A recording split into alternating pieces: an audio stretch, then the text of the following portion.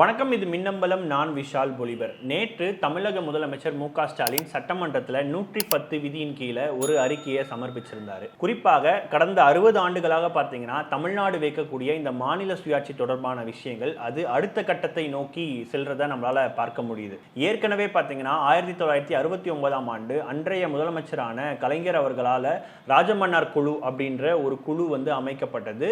ஒன்றிய மற்றும் மாநில அரசுகளினுடைய உறவுகளை பற்றியும் இந்த அதிகார பகிர்வை பற்றியும் அந்த குழுவினுடைய ஒரு முக்கியமான ஒரு நோக்கமாக இருந்தது. அந்த அறிக்கையானது பார்த்தீங்கன்னா 1974ஆம் ஆண்டு சமர்ப்பிக்கப்பட்டது. அதன் பிறகு தற்பொழுது பார்த்தீங்கன்னா ஒரு உயர்நிலை குழுவையும் தமிழ்நாடு அரசு ஓய்வு பெற்ற முன்னாள் நீதிபதி குரியன் ஜோசப் அவர்கள் தலைமையில் அமைச்சிருக்காங்க. இந்த குழுவானது பார்த்தீங்கன்னா இந்த வருகின்ற ஜனவரி மாதம் இடைக்கால ஒரு அறிக்கையை வெளியிடுவாங்க. அது மட்டும் இல்லாமல் 2 ஆண்டுகள் கழித்து முழுமையான ஒரு அறிக்கையும் அவங்க சமர்ப்பிப்பாங்க. குறிப்பாக இந்த மாநில சுயாட்சி தொடர்பான இந்த அறிவிப்புல சில முக்கியமான விஷயங்களை நம்ம பார்க்க வேண்டியதா இருக்கு. அது மட்டும் இல்லாம குரியன் ஜோசப் அவர்களுடைய கடந்த கால செயல்பாடுகளை பற்றியும் இந்த காணொலியில நம்ம தெளிவா பார்க்க போறோம்.